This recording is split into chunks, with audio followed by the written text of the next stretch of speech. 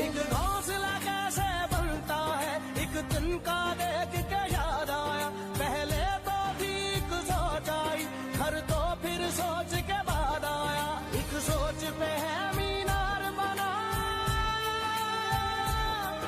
एक सोच पे है मीनार बना, वो सोच संभाल भी सकते हैं सब अपने नजरिए मुंह फेरते हैं उनका देखने का नजरिया बदल देंगे। और याद रखना हमारी किस्मत नहीं सिर्फ दिन